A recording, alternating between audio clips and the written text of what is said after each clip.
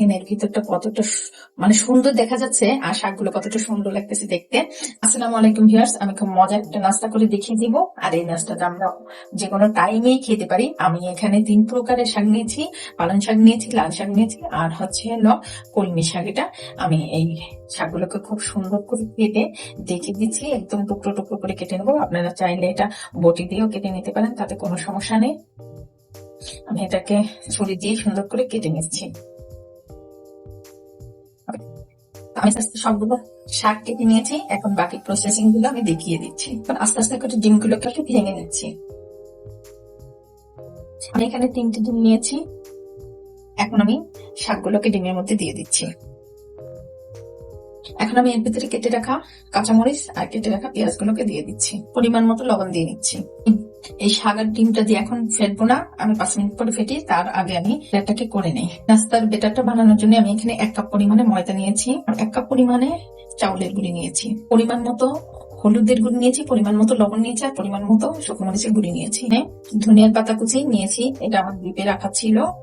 আপনারা তাহলে কাঁচাটাও মানে নগদ নগদ পাতাটাও দিতে পারেন, আবার ডিপে রেখেও দিতে পারেন। বাস আমার আর লাগবে না।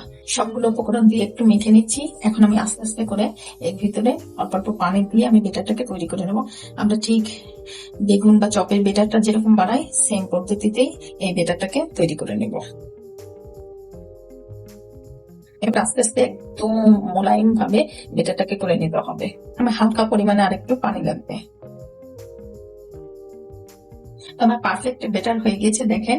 এখন আমি ডিম আর শাকের মিশ্রণটাকে একবারে মিক্স করে ফেলি। এর ভিতরে একটু ধনেপাতা কুচি দিয়ে দিচ্ছি অল্প পরিমাণে, এটা অপশনাল, যদি মন চায় তাহলে দেবেন, না চাইলে কোনো প্রয়োজন নেই। তখন ডিম আর শাকটা দিয়ে খুব সুন্দর করে আমি এভাবে মেখে নিচ্ছি। এই পর্যায়ে যদি মনে হয় যে একটু ডিম লাগবে তাহলে আপনারা ডিম অ্যাড করে দিতে পারেন, কারণ অনেক সময় দেখা যায় যে শাকটা যদি একটু বেশি হয়ে যায়, সেক্ষেত্রে ডিমটা আরেকটা ডিম অ্যাড করে দেওয়াই ভালো। তাহলে মেখে দেখেই আমার কি অবস্থা হয়। তা আশা করি আপনারা এই রেসিপিটা একবার একটু করে দেখেন। এটা কিন্তু ঝটপট করেই এই নাস্তাটা তৈরি করে দিতে পারে। আমার আরেকটা ডিম লাগবে, আমি এখানে আরেকটা ডিম অ্যাড করে দিচ্ছি।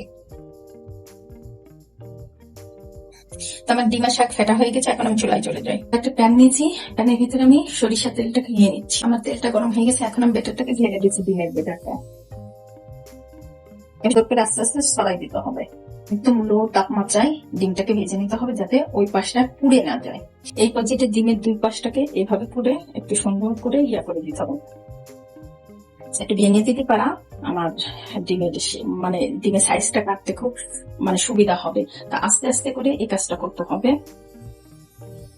আর তাপমাত্রাটা খুবই লো ফ্লেমে থাকবে। 2টা মুখ আমি এইভাবে জাস্ট মেরে দিলাম। এখন ডিমটা আমি 1 থেকে 1.5 মিনিট আর একটু ভাজা করে উল্টিয়ে দেবো।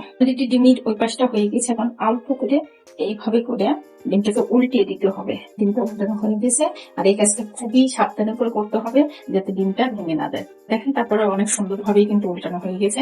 তো ও পাশটা হতে আর 1 থেকে 1.5 মিনিট সময় লাগবে। তো ভিউয়ার্স, আমার ডিমটা কিন্তু অলরেডি ভাজা হয়ে গেছে, এখন আমি নামিয়ে কেটে নিচ্ছি। আমি ডিমটাকে খুব সুন্দর করে একটা সাইজে কেটে নিচ্ছি।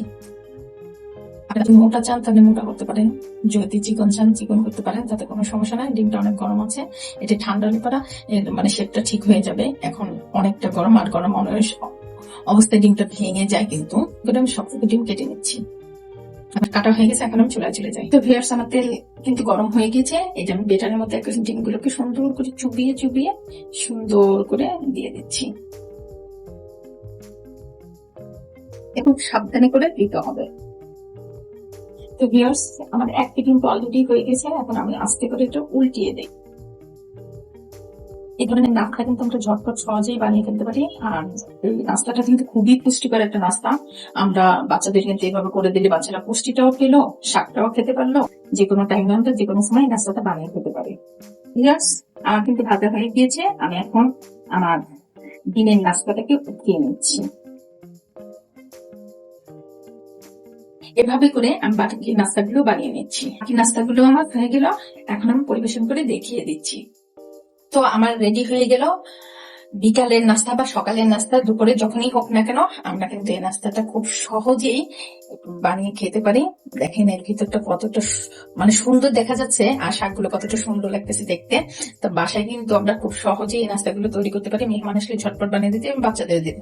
আপনারা ইউটিউব থেকে দেখে থাকেন অবশ্যই সাবস্ক্রাইব করবেন, আর যদি ফেসবুক থেকে দেখে থাকেন একটা লাইক দিয়ে আমার সাথে থাকবেন, আমার জন্য দোয়া করবেন যাতে নতুন নতুন রেসিপি নিয়ে আবার সামনে হাজির হতে পারি। যারা কতটা মানে সুস্বাদু হয়েছে মানে না খেলে বোঝা যায় না।